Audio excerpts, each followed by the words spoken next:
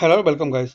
Today in this video, I'm going to show you how to fix Windows 10 taskbar not hiding in full screen. So friends, if you are facing this taskbar error, so to fix this error, firstly, right click on taskbar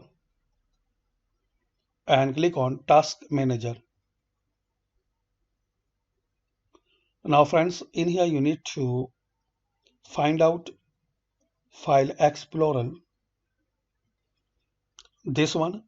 So click on it and click on Restart.